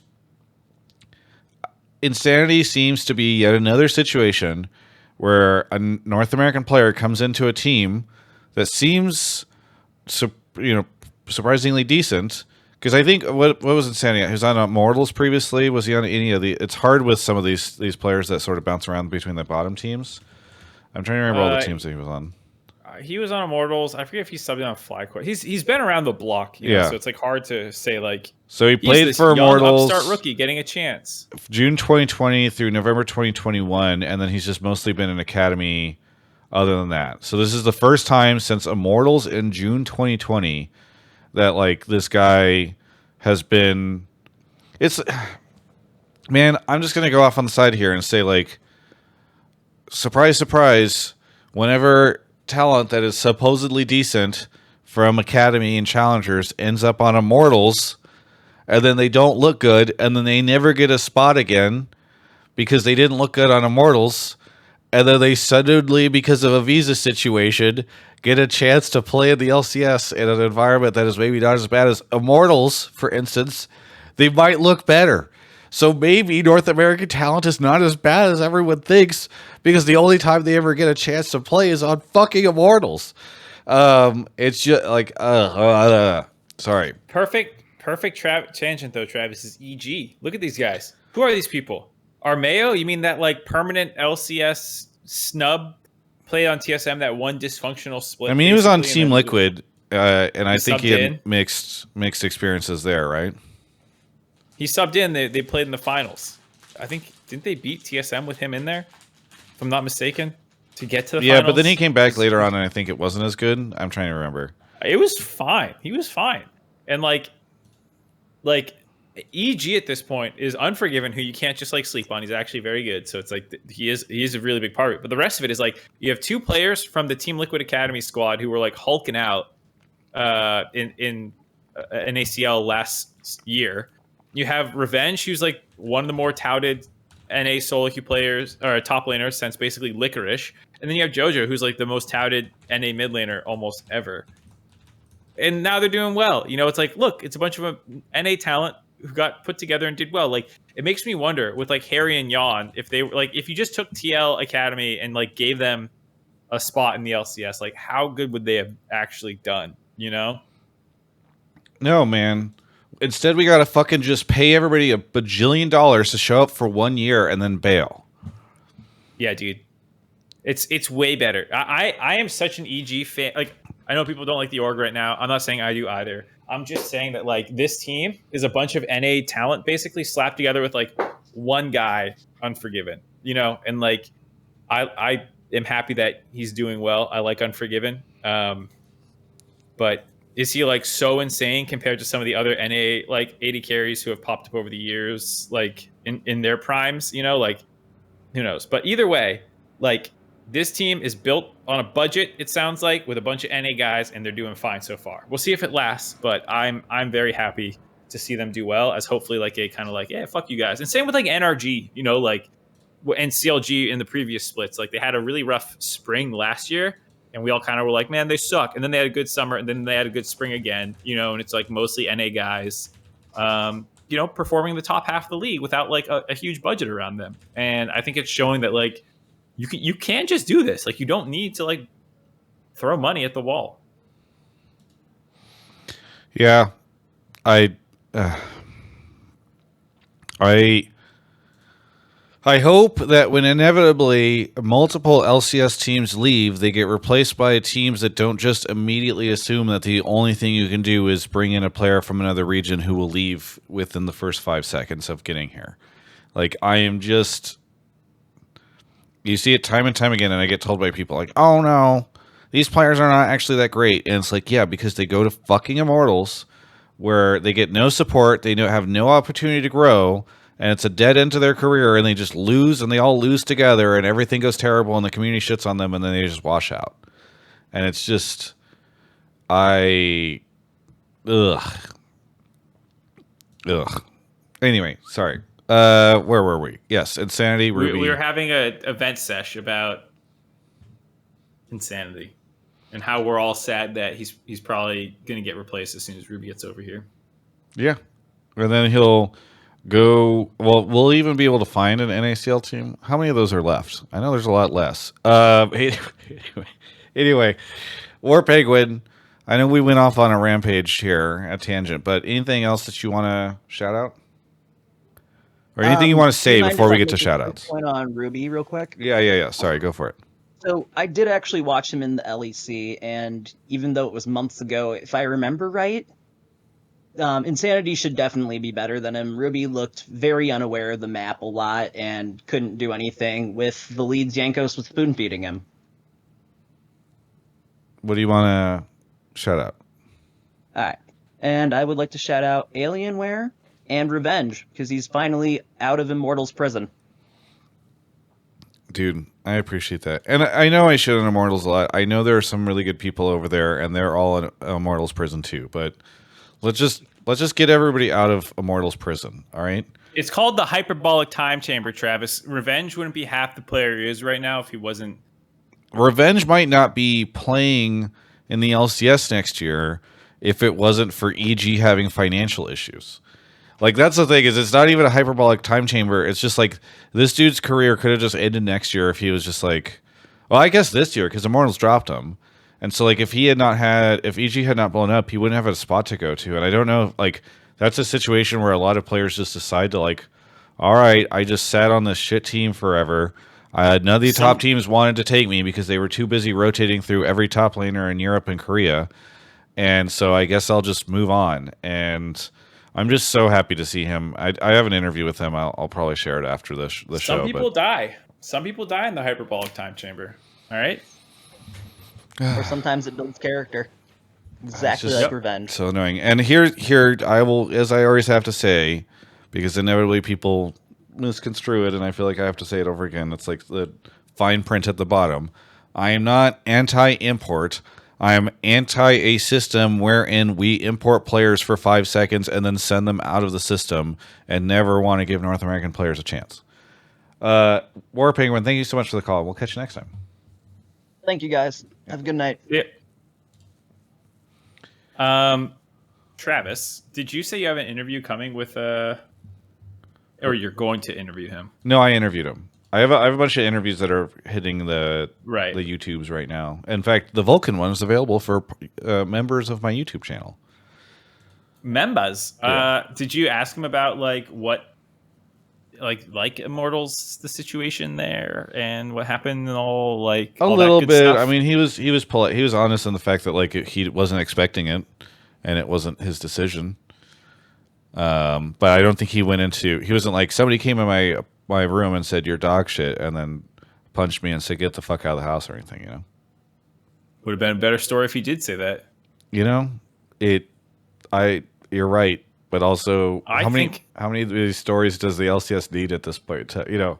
I'm saying that the LCS we should all handshake that no one's going to sue anyone for libel or slander or any of those things, and we just have at it. Any reason someone gets benched, you can say whatever you want for why that happened. Great. Let's get the next caller. Thank you to Danny Grimm for 32 months, iNuber, and SLC Soyboy, and then Yeshua 705, the biggest LCS hater out there. All right. ImScrewed is here. ImScrewed, where are you calling from? Indiana. Indiana, what do you want to talk about on the show? Yeah, my take was that Mark was initially right that 100T is going to be a bottom half team this split. So, did you see their Wednesday game? I absolutely did. I also saw Mark Z reverse his take initially, right after that. Are you talking about my heat check thing? Oh, yeah. Oh, no. I was hoping no one saw that so I could pretend like I never lost confidence in my prediction. All right. So you agree? Are you calling in that you agree with this and that, or are you just like, hey, by the way, Mark took a beating on Wednesday that he didn't deserve? No, I wanted to talk a little bit more about 100T being bottom half team. Yeah, go for it. Yeah, I think the big problem here is that with the absence of Yerksen, that they're relying on Closer to be the main shot caller of the team, and he just didn't show up for game 2 or 3. I can go into more of that. It just, especially in game 3, they lacked a lot of objective control. The ones they got were kind of risky. They snuck I think their second dragon, and then when they gave up Dragon 3 and which were play on mid with Rift Herald, which then got turned into a game losing play by NRG when they collapsed on them. And then in game 2, Closer had a big farm lead, but then didn't do anything with it on Kha'Zix. So they really need Closer to be a shot caller and a performer, but he didn't show up at all, and I think he's probably struggling with that role. I think they've also been playing with a sub. Do you have any consideration, or what do you think of how that plays into it? Yeah, I mean, definitely Nuke Duck being mid isn't ideal, but Quid's not going to come and be in a shot caller for NRT. There's no way. So we're just looking for an upgrade on skill, which maybe relieves a little bit of Closer's need to be hovering mid, but doesn't fix the overall issues of them not having great macro or shot calling and kind of inflexible gameplay. All right, Mark. Yes. Were you right? Did you rub it in on people's faces whenever they were wrong about the initial Wednesday situation? I definitely tweeted something out after Friday, just about like, hey, the only team they beat happens to be the worst team in the league in FlyQuest right now, who are 0-3 against like a not particularly tough group of teams. So I definitely enjoyed being vindicated very quickly, or like at least defended, because people dogpiled on Wednesday, and like I talked about this. We recorded Dive on Friday, so I was memeing about it there too. I don't mind being wrong, like when CLG was better than I thought, or like when Golden Guardians last was better than I thought. I'm very quick to be like, yeah, I'm wrong. They're good. Oh well. But like people are like, you're a fucking idiot for even thinking that they could be good. And that's where I'm like, all right, you're not making fun of me in a funny way. You're just being a dickhead. And that to me is like, what? Come on. And like not even representing points. They said that I said like Someday was a side grade to Tenacity. I said that the overall moves are probably a side grade, but that Someday is better. But is Quid going to be better than Bjergsen? I don't think so. So like that's why I said it was a side grade.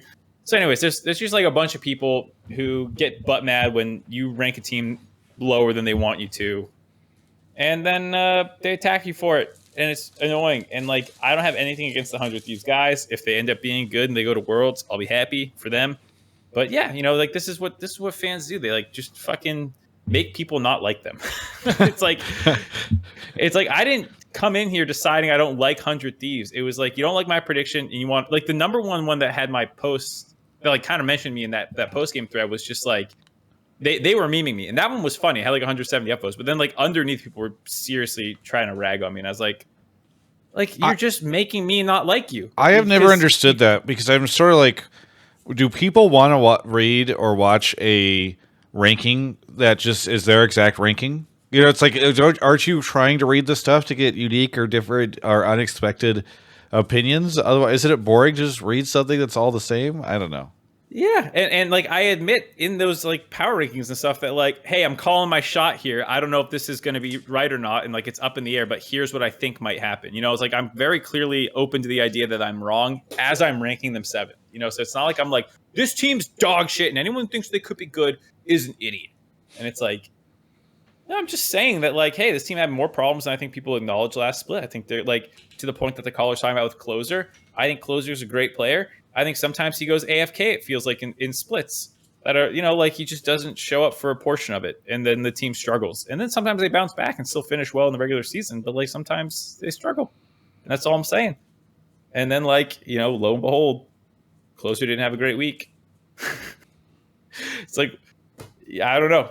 So to me, I still don't think I'm right yet. Like, I don't know what's going to happen over the next 5 weeks. No, we need to see what happens with their mid lane. Yeah, like Quid could come in and be fucking great, and I'm gonna look like a dipshit. Or he could come in and struggle and be like up and down, and 100 Thieves continues to struggle because they have like Doublelift as the only main threat. And while I think Doublelift is very good, is he gonna be the best AD carry in the league this split? I don't know. So it's tough. And that's all I'm saying is like let the season shake out before anyone does a victory lap. It's so funny that they did victory lap after game 1 because we just assumed FlyQuest would be good, and then the chips keep falling, and it's like, wait, FlyQuest is just actually hot garbage, and like beating them is not this insane achievement that we thought it was after one day. So isn't it funny, by the way? Victory lap yet? Isn't it funny, by the way, how narratives change? Because I was just thinking about this. If the walkout had not happened, and the games went down this way, you would have seen a game where Hunter T just shit on FlyQuest, and then you would have seen a game where they lost. And you'd be like, well, they went 1-1 with a sub. They're probably still pretty decent.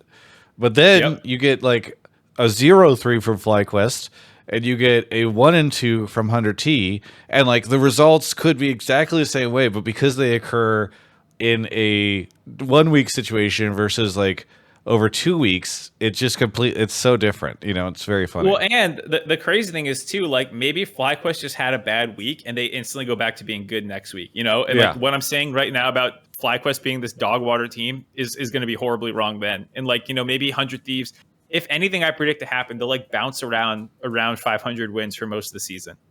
Like honestly, between TL, GG, NRG, TSM, FlyQuest, EG, like everyone but C9 feels like they could end up fucking anywhere right now at this point, Yeah.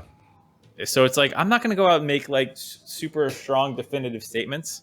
Yeah. The thing that just tilts me, if anything tilts me, it's like the idea that I hate your team because I didn't say something nice about them.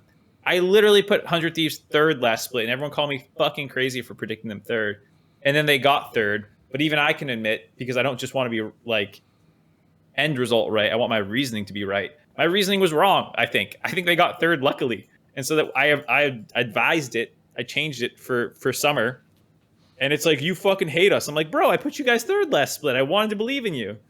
Like, what are you talking about? Literally 4 months ago, I predicted you guys to do well. How do I hate you? Nope. That's what tilts me more than anything. It's just like the idea that I hate any team. Like I don't give a shit. You know, that's the truth. I don't know how you feel, Travis. I really don't give a shit about any team. No, I get On, like, disappointed a by personal certain level. teams, and I get frustrated with team management, right? Like I get annoyed with any team where I feel like the organization doesn't actually care about the LCS. But I would never be like, yeah, screw this team or screw these players because, like, as much as I made the comment about, like, it's weird to feel invested in what's happening to TSM, I am happy that, like, Insanity is having a good run and showing up well. And I think that, like, TSM could become a very interesting narrative if they do a really great run and it's against the backdrop of them leaving the league, you know? So I don't know. I'm very curious to see how all of this works. We'll see. But yeah, I don't know. I think it's too early to say 100 Thieves is dog water or good. I'm with Mark. Yeah, on that's this. I guess the to bring it back to the caller's point, who he was like, I agree with Mark. Even I don't agree with me yet.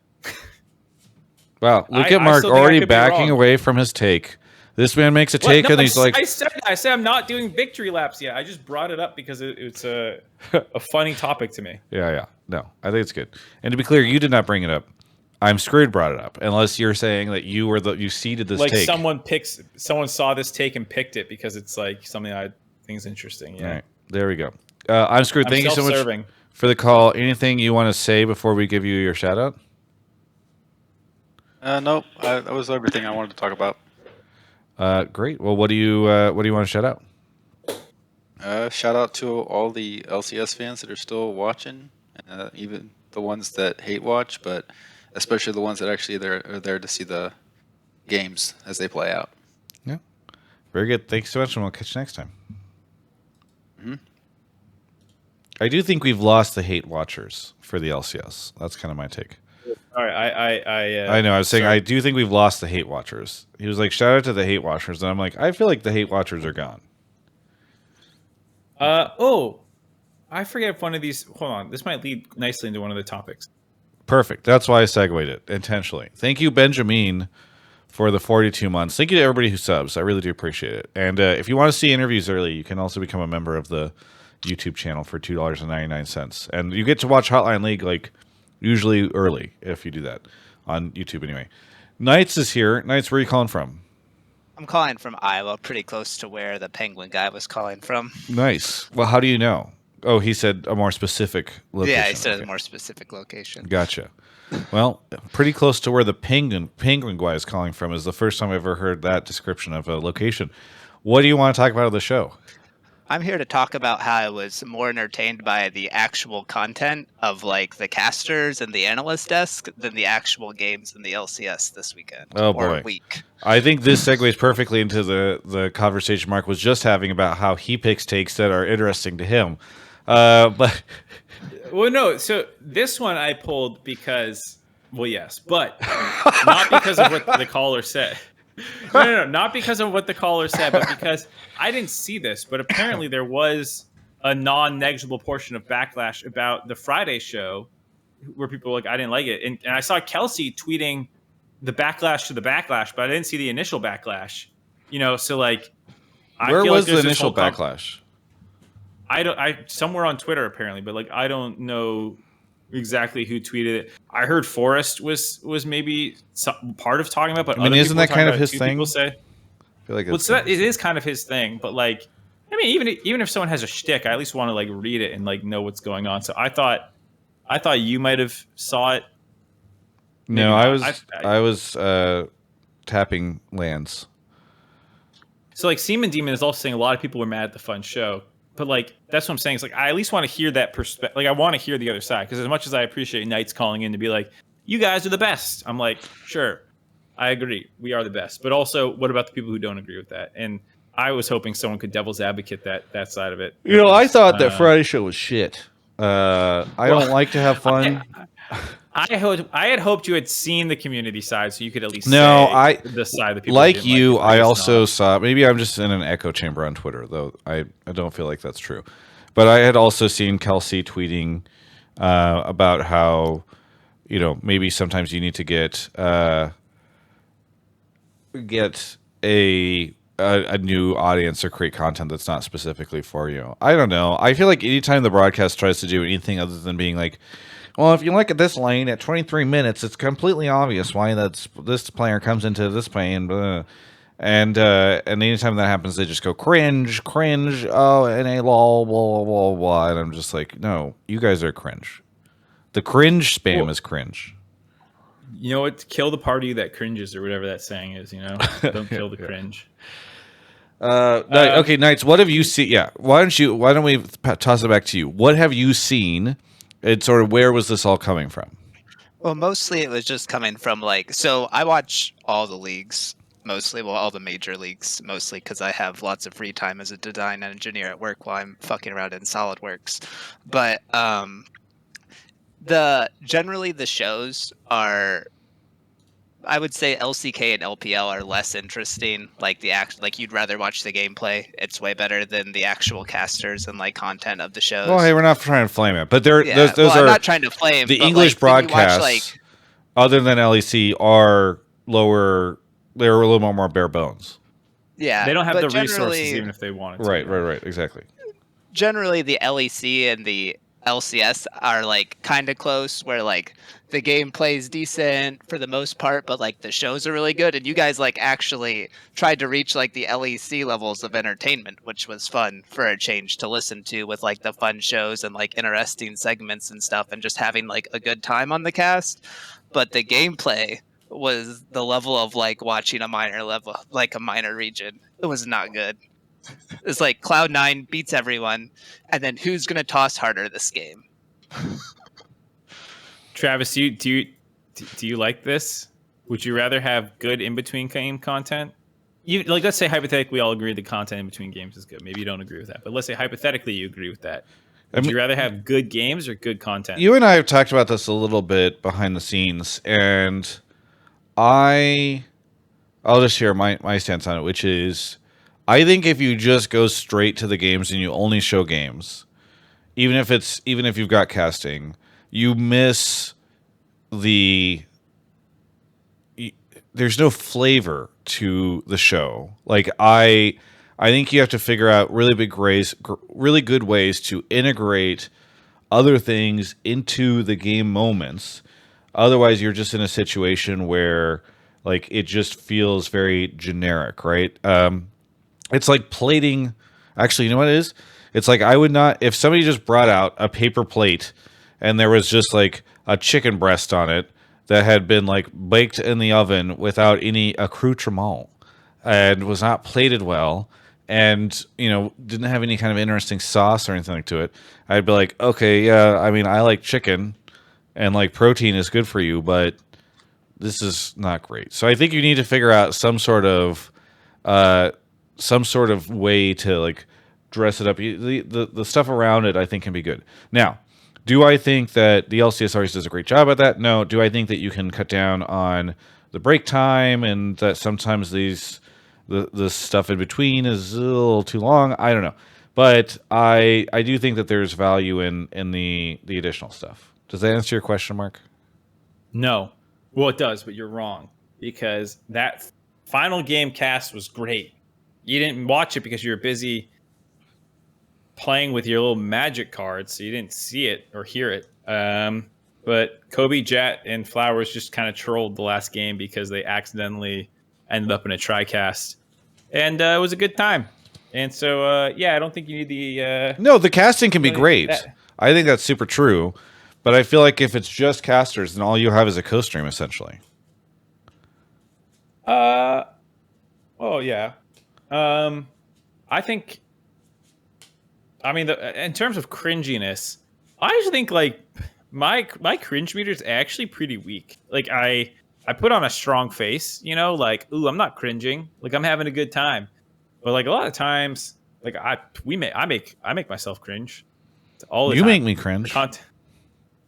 Yeah, exactly. Who hasn't cringed even this episode? I bet someone's cringed this episode. I'm cringing right now. It's very noticeable. No, my point. Oh, go ahead. No, you go. I was gonna say it. Look, I generally like Saturday Night Live, or I have over the course of my life liked it. Sometimes you like it more than others, but there's always segments that are not always great. I think the LCS sometimes do not great on that. I think there have been times where they have produced far more not great stuff, and times where they've produced far more better stuff.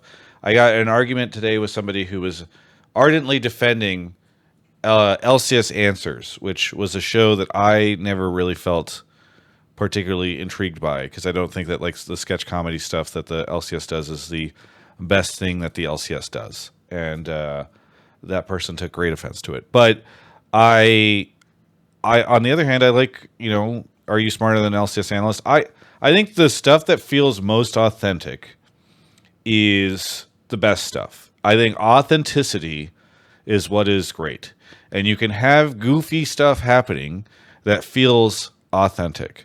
And when something feels like, and we've talked about this in the past for years actually, when something feels like there's a script that says, and then everyone has fun, and they're all having fun, and play this fun game. Yeah. They have no buy-in, and they're like just going through the motions, and it's like I don't know if there's an exact way to quantify it, but like you can just hold up a picture and be like, are they actually having fun? And a lot of the times you can usually tell if they're actually having fun or not, because pros are not like YouTubers. Like YouTubers are good at faking it. You can do something with a YouTuber, and like through the magic of editing and the fact that those people like turn on for the camera, you can kind of feel it. Whereas I think it's very transparent with League of Legends content usually. I mean, especially with the LCS, I think you can just tell when players or casters or personalities are like having fun because they've been told like this is the part that's fun. So I don't know. I think LCS is improving on that front. I don't think it's great yet, but I think it's improving, is where I will say. Yeah. I was going to say like, behind the scenes, not even behind the scenes, front of the scenes too, but like, I'm just generally like a pretty, critical person in general. So there's plenty of segments. Let me tell you guys, this guy is critical behind and in front of the scenes. Well, I mean, whatever. Point is, like, I don't like sketches, to be honest. Like, even though like you can call catching up with Doublelift one big sketch in a lot of ways, and like I can get why people wouldn't like that. Like, I like absurdist, surrealist kind of stuff a little bit, but like I also don't want to do sketches a lot of the time. I would much prefer authentic things where like people don't have to act really. Well, no, like, the point of catching up with Doublelift is it is the authentic reaction people are looking for. Like, they are not from the pros, not from me. Yeah, from the pros. They are not like, oh, I need to tune in to see Mark like put a steak in the microwave. They are tuning in because they're like, I want to see like a freeze frame of Doublelift's face whenever something falls from the ceiling, and he's like, all right, I'm just gonna leave or whatever. Like, that is the fun part of it, and I think that is what people really like. It's the same thing with Surprise Test, is like, or Pop Quiz, or any of those shows where like it is fun, you get to play along, but it's also really fun whenever you're like, wow, this pro player doesn't know what Australia looks like. That is authentic, and it's goofy, and it's like a sort of a real moment, So I know authentic is kind of a buzz term, but it's also just like it is real. Yeah, I think to get to the caller's point, I still think the games are the focus, and like when I usually have the most fun is there's games that are boring, just like there's segments that don't land well or whatever. But like when games are good, I'm having the most fun, and like a good game combined with the casters like having fun or like getting really into like the hype moment or really analytical, like those are when the LCS is at its best. And I still feel like we had some good games this weekend from that perspective. And like the tactical comeback was super hype, for the Immortals one where they came back from like 10k down with like one Nexus turret left. I thought that was sick. The last game was really fun. And I would take those moments over analyst-esque moments and stuff like that. So no, I mean, the show has improved since the analyst-esque became less analyst-y. And I know, and I say that while I know Mark likes to analyze the games. Like, I think you enjoy having those conversations, and so it's been a little strange. When did you get that copy of Name of the Wind? on your I've had that bookshelf? for a hot minute, dude. Okay, I think because you're like more punched in than normal, I can actually see it this time. No, usually the camera's like over here. Maybe my head's and your blocking head's it more, blocking. but Yeah, exactly. Okay. But yeah, Ashley's here now, so I'm over there. Yeah. Dude, my bookshelf is sick. No, it's Look at really it. good. Like, I just got the new the Frugal Wizards, whatever, and Yeah. Hi, Ashley. Travis says hi. She says hello. Oh, great. Anyways, it's a sick bookshelf. Yeah. Let's just talk about the bookshelf. Let's do a bookshelf review right now. That's it. Knights, thank you so much for the call. Anything you want to shout out before we go on to our next caller? We'd like to shout out the Analyst Lounge, Mark Z, Emily Rand, Jat. They're the best. Thank you. Are they the best? Are there not? They're the best. There was a specific name left out. Goodbye. They're the best. Fucking callers, man. They think they're so funny. Yeah, funny. You okay? Get the next caller, Mark. Yeah, sure. All right. We haven't had a sub in the last 21 minutes, so just a reminder that there's a purple crown, and if you have a Prime sub, it'd be really cool to click this Prime sub. Hey, I will say, Mark, because you're back, I'll introduce the caller in a second, but one segment that was really cringe this past week that I saw, you know what I'm about to say? No, go for Your it. stupid ad about for the LCS where you're just touching your cat over and over again, and you're like, Bro, that segment banged, and the only reason I didn't win was because they cheated on the polls, and the person in the meeting today actually said that they closed the poll voting as mine was airing. So everyone was spamming plinkers, and then like the polls were closed by the time they asked for people to vote, and they had been collecting the whole time. So like I just got shafted. And I don't know if I would have won. I want to let you guys know that Mark is literally going 2020 election vibes right now, saying that the voting was rigged. They closed the polls early because they were scared. They stopped the vote. I want every vote counted. This is also funny given that I just watched the end of Succession this season. I mean, Raz probably would have won anyways. His was really good, but mine was clearly the second most popular. All right. Dclang is here. Dclang, what do you want to talk about on the show? Or sorry, where are you calling from? I'm calling from Connecticut. Connecticut. And what do you want to talk about on the show? I want to talk about how Mark's video was the best and should have won. What the fuck? He's kidding. I think Cloud9 is gonna fall off big time, or maybe not, but they're looking like really shaky. They're way overhyped. For a second, I was like, did Mark just pull 3 pro-Mark takes? Mark's take on 100 Thieves was correct, and Mark's broadcast was great. And... All right, so you think Cloud9, you're saying Cloud9 is do you say they're going to fall off? Dclang, you can't say maybe not. You have to stick with what you said it with your whole chest in Discord. You say it with your whole chest on the show, and you take Twitch chat calling you dumb, and you change your mind later, but not before you give your take. Oh no, I think it's going to be like a 2020 situation again. I think the meta favors Cloud9 too much right now, and they are really sloppy and overconfident, and they're going to keep playing like that. You know, M&S is going to keep playing Cassante and LeBlanc, and he's just going to like not play, like, I don't know, he's not going to try hard. Then they're going to come to playoffs or whatever, and the meta is going to change, and they're going to be shit. So they're living this cush life with the meta that they want, and they're not getting hard in the world of losses and struggle. That's what I'm saying. All right, I know that's the part where I clarify what you're saying. I shorten it. Oh, thank you, Travis. You're welcome. All right, so here's the problem, Dclang. Who do you think is? You're saying this is going to happen in playoffs, right? Dclang? I think so. Yeah, I mean it could happen sooner, but yeah. Playoffs. And do you think C9 doesn't make Worlds then?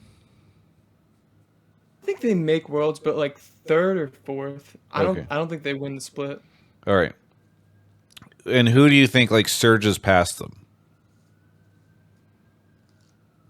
I think Mark's right that like it's hard to predict any of the rest of the standings, but I think saying that Cloud9's like unassailable is wrong.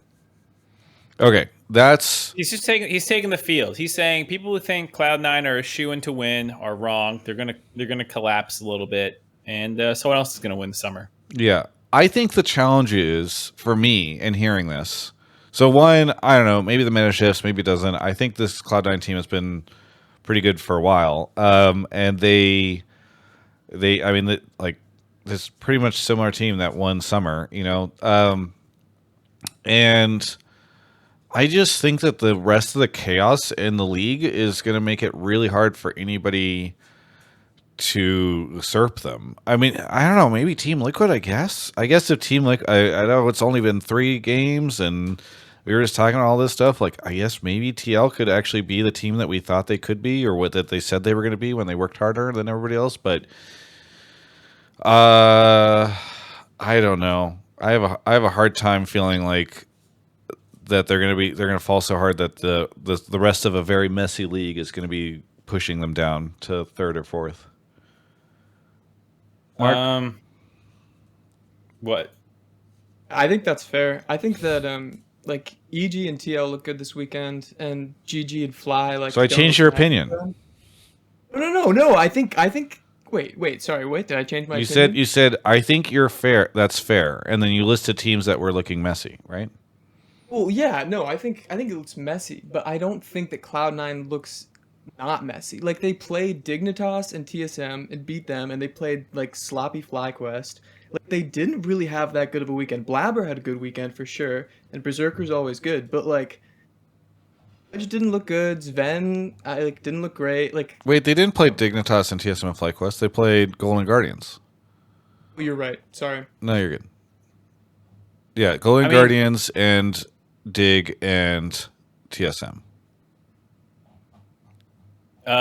So either way, like, I think it's fair to say that like Eminez's first game was not super good. I think that was his Gragas game. I think Fudge had some games where he was like fine, but not, best unanimous top laner great like we were hoping, or like, he kind of has been for a little bit. I think it's fair to say that it doesn't look like Cloud9 are like 100% in form. I think I also agree that like the meta's pretty good for them, but it's hard for me to think of a bad meta for Cloud9 unless it's like fully tank support junglers. And even then, like, it's not that Blabber's bad in those metas. It's just he can't 1v9 the way he can in like Olaf, Kindred, other type metas. Doesn't Sven have some weaknesses in the support? Sven's a dumpster fire in every meta. So again, the meta doesn't matter. I would think this is more about M&S. I think he hasn't been tested on a lot of different champions, and I could see like if the meta shifted a lot and he doesn't like play respectfully or well, that he could like fall off pretty big. I definitely agree that M&S is like the X Factor. Yeah, well, or wild card is maybe the way I would put it. X Factor sounds like that's what's making them win, but I feel like he's the wild card in that you just like, yeah, if things go poorly with M&S, then like the team sort of starts to struggle. I think that's Sorry, I was gonna say that I agree. X Factor is too positive sounding of it, because we're saying that like if something goes wrong in this team, it's maybe M&S, and like maybe he starts struggling and it's not a good meta for him, and I don't know, he's hella toxic again out of nowhere, and him and Blabber have no synergy anymore, and blah blah blah blah blah. A million things happen. Yeah, like Mark is the wild card of Hotline League, and I'm the X Factor. I think that's a better way of distinguishing these two words. I think it could happen. I think they could explode. I think there's a lot of really good games coming out this summer, and I heard that was a big problem for the 2020 collapse for certain members. There are a lot of good games coming out this summer. You think I'm trolling, but this is actual analysis based off what happened in 2020. Was that there were some really good games in 2020 summer that came out, might have distracted some members of that team / organization. Do you think like Animal Crossing? Yeah, it's probably Animal Crossing or like WoW expansion or something. I don't know. I've heard various things. I can't say for sure. Well, but yeah, But Mark, you don't actually think out, C9 is going to Final Fantasy 16 coming out. You think C9 will actually? You do actually think C9 will be top 2, though? I assume. Yeah, I don't really agree with this call. I think there's like, of course you can, like, anything can go wrong, and I think there are, like, if you're going to pinpoint, you can create a couple of different possibilities like we were just doing, but I don't think there's any like basis to expect that to happen. And that 2020 collapse, which I'm like half joking about, did have like behind the scenes reasons because they just got overconfident and they stopped trying as hard from as I understand it. And they let their foot off the gas, and then they were in free fall and they couldn't like stop themselves from stalling, and they crashed and burned. And like some of the members of this team were present for that, and I think hopefully they're scarred from it and don't let that happen again. You're hoping scars are on people? Emotional scars. I don't want to see them. Keep it hidden. But yeah, I hope they're scarred. Jesus. Okay. Dclang, on that note, anything you want to shout out? There's a book I want to shout out. It's called Mordu by Alex Phoebe, and it's a fantasy book. It's like dark fantasy. It's really good, great writing, great characters. You guys would love it. And I also want Eric Ricci, Licorice, to read it. How do you can spell pass it? that on. The Legend of Mordu? Mordu? No, wait, this isn't right. It's Mordew. Alex Phoebe? Novel by Alex Phoebe. Oh, okay. Pheby. Okay. Is this like a self-published book? Are you Alex Phoebe and you're on the Alex Phoebe. I'm not. You're calling in to be like, listen, everybody needs to listen. Oh. I'll say, if you are Alex Phoebe, I appreciate the hustle. This is the first book shout out we've really had. And it's the first book I haven't heard shit about. It's a 3.6 on Goodreads. That's bad. Those people are lame. Is that so? Okay, for people who don't go on Goodreads very much, I will say like 4 and above is like a lot of like the fantasy ones that you often hear about, and just below that are like the 3.75 ish range. And like so, this is within that like it's good range, but not like mainstream. Brandon Sanderson fans are juicing it kind of level, or like whoever's fan base is juicing it. Like this person's probably small enough that these are like honest reviews. Book 1 of 2. Is the sequel out? Sequel's out. It's only out in the UK right now, but I think it's releasing later this year. And wait, do you live in the UK? Right now. How? No, I don't live in the UK. Then the second book you're saying is only out in the UK. All right. The author is from London, right. And he's like an old bald guy. So right. I'd be stunned if this was the caller. No, I noticed his voice does not sound like an old British bald And we guy. don't know if he's old. You know, he might just be bald. Like he doesn't. I'm looking at a picture of him from Goodreads. I'm looking at the picture of him too. It doesn't look that old. I just want to This dude is at least 45. You think that's old? Compared to our demographic. Okay, I just googled him. He's 53. So that's fair. So I was giving him a good. There's like a younger photo of him, I think, on Amazon, but he's in good shape. You know. I'm not saying he's decrepit. I didn't say that. He currently lives with his wife and 2 children in Greenwich. I didn't say he was unsuccessful either. He seems like a nice person. Nice person, great writer, great book. I'm not 35. I'm about to be 32. This guy had 13 years on me. I'm calling someone 13 years older than me old. That's fair game. All right? 20-year-olds called 30-year-olds old. If a pro player who's 20 right now called me old, I would not be like, what? You're calling me old? How dare you? That's fair. I do. The number one thing that I hear now, Mark, when somebody sees me, the number one thing is they say, I used to watch your content in LCS all the time. The number 2 thing I hear is, I grew up watching your content. And both of those things make me feel just so shitty. Dclang, thank you so much for the call. We'll catch you next time. Thank you. All right. That was the show. We were a little goofy on this one, but I think it was fun. I want to give a shout out to Mark, who I feel like for the first episode in the last, 50 or 60 episodes, I had on the back foot for this episode, and it felt great. So he's what was on the back foot about? He's a great co-host. Look, he's on the back foot right now. I have dominated this episode from the first minute to the last. You need some revisionist history here to say that you were not decimated yet again. Whatever you need to say, man. All right. I don't know when this show turned competitive, but yes, I crushed you this episode, like always. Once again, I have demolished Mark. For the 253rd episode in a row, Travis has lost in the polls. Mark has won again. Okay, I'm going to run a poll right now. Who won? Travis? Mark? This is the new tradition. Every can episode use- ends with a you vote. can use Who won channel the episode. By what metric? I don't know. This will be a toxic. This was a very toxic thing. I feel like we can't make it a tradition because the show will only last another 10 episodes. Because you can't handle it. This is why you lose every episode. You're getting crushed in the polls. All right, yet how do you again. cancel a poll on Twitch? Just anybody know how to just like cancel it Wait, early? someone help Travis by voting with your channel points. He needs the help. Yes, He's getting thank you. Crushed. Thank you. I think somebody's Well, I'll using vote channel for Travis points. with 100 channel points. Thank you. Thank you. I voted with appreciate it. 100 channel points to Travis. Can I? Why it will let me vote, but it's because I don't have channel points. I have infinite channel points. Wait, I can vote again. I can just spam. Oh my god, I'm using all my channel points. Are you voting for me or I for have you? 111 channel points. Yeah, I'm juicing you up. Thank you. Thank you.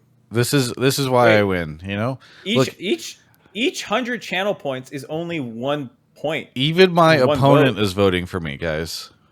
Wait, it's called charity work. It's not going to change the Dewey outcome. says so I'm I fine voted doing it. for Travis. He employs us, and that's exactly what I think. I want all my. Someone used 9,400 channel points. I don't know how many did I That's use? 94 votes, right? I think each vote was 100 Yeah, points. I think so. I was clicking as much as I could. Unbelievable. I went from 12,000 to 108, so I used like 4K. I don't know. I think this I definitely won person's the a episode. madman. So I'm a little surprised by these results. They clicked very fast. Stop the vote. Anyway, This is why you see what Raz had to do. He couldn't let me in the polls because as soon as you put my name on the ballot, dude, everyone votes for me. all right. It's called vote botting or yeah, vote called vote botting. botting. Yeah, it's called vote botting. Yes. I don't know why I said that. Once It's again, called Mark botting. just Look it showed up. how he's the winner of this episode with I'm not severe old. wit and I'm intellect. not old. I did that vote botting thing those youth kids are always talking about. All right, Mark. What do you want to shout out? What do you want, Mark? Let's just be clear here. You're not going to make a blame game about the player walkout No, stuff, are you? I am. I might record it tomorrow, but I don't think it'll come out this week. So Oh my god! is there a rush? No, but also like you're gonna do a blame game about it like months after. It's just so funny. It's been 2 weeks. That's pretty long. I mean, it's been 2 weeks, but this thing started like like a month ago, or 5 weeks ago. Well, anyways, want to shout out the Final Fantasy 16 demo. I bought a PlayStation 5 yesterday and I played it. Man, Travis, I have you ready not for me to finished spoil it it? yet, but I will You wanna know what say happens? I have not. I am so confused as to what everybody's seeing in it. I mean, I'm gonna play it because I think that people all say it's really good, but like. The fact that it's like low fantasy is particularly interesting to me, but it seems like it wants to be Game of Thrones, and boy, am I just not interested in the political stuff that they're trying to throw at you. Okay, it is absolutely not low fantasy. Like, giant fucking gods take to the battlefield all over the place, and there's magic left and right. It is kind of Game of Thronesy, and like I think the intro was like very weird. Like they're just introducing like characters and stuff that have no immediate impact. But once you get into the prologue, and like very, very minor spoilers, there's this really stupid sequence at the beginning that's like the quote unquote present day, which just like slows you from getting into the prologue. And then the prologue's like quite slow, but the final beat of the prologue will get you so hooked into the game and you'll be like, oh God, I got to play this now. Just beat the it's not that long. It's like 3 hours maybe. So I'm on the part where there's demo. like I'm in the forest killing goblins. Yep. So that's like fun, and then there's like Is maybe it? 2 more sequences left. Okay. Well, if you don't like beat 'em ups, you might not like this game because it is ultimately like Devil May Cry, basically.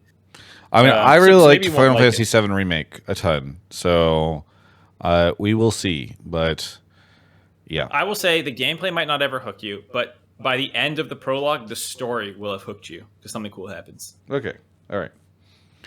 Very good. Thank you so much to everybody who watched. Shout out to Alienware for sponsoring the show. Hey everyone, watch LCS this Wednesday. Please fucking watch LCS. Wait, we didn't even have a viewership take, Mark. Did you intentionally not give, or just nobody offered one? Like there were some viewership takes, but they were like there was one that was like super doomer, which is and they were like really really doomer ones that didn't like tie into like the Reddit threads. You know what I mean? Like it's like LCS is dead and Riot should cancel. You know, it's like okay, that's not really like. You know what I mean? Yeah, I know what you mean. Where somebody just wants to like you can tell the people who are taking some sort of weird vindictive borderline erotic pleasure from saying LCS is dead on social media. Or like and they're stuff, not but- referencing the current events accurately. You know, like viewership was here and then here. We did talk about viewership at the start of the show as well, so I didn't feel like we didn't talk about it. You know, like I would have felt worse if we didn't hit on how it went up and down and some of that stuff. Yeah. All right. Well, anyway, thank you so much, everyone, for watching. We will be back next Monday for another amazing special episode of Hotline League. Catch you all then.